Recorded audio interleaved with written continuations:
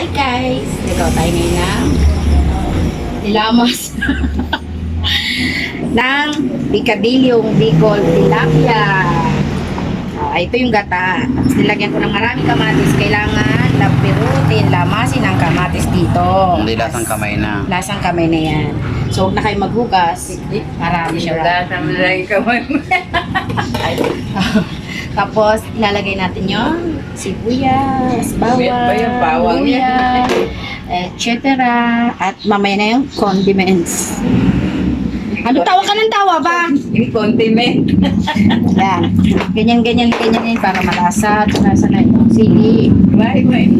Wow. Kakain sila niyan. Tapos, yan, ganyan.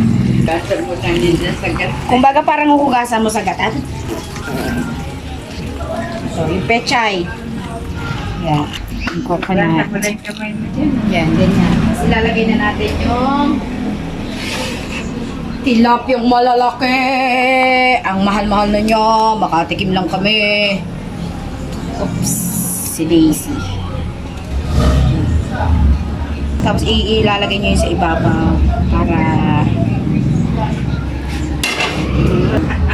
huwag mong ginugulo. Bablog ako eh. Ginugulo ka eh. Pang ano lang to, para may twist. Dito na ba nakatoto? Oo, hindi sa akin. Bakit ba? Sa mukha ko? Sabi mo, ay, kwa. Paikwa. Sanchoy. Ano yan? Bocho. Choy. Ito yung ibabaw natin. Hawakan mo na ito, naglalaba ako. Sige. Ano yung kamatis?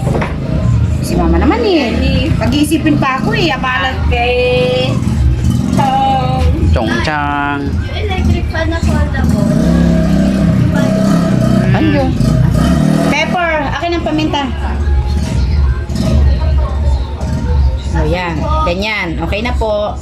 Magic See you later. Asan po? Diyan, sa lagayan. Ayan o. Lagyan natin ng Sa mga lagay ng mga lotion. pepper. Yeah. Yung mga palaya.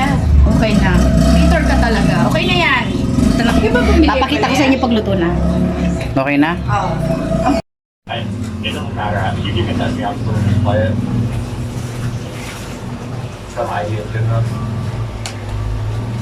This is actually insane. I feel like I already won the game. I said right before it was like we all said, if let's do this library, people just force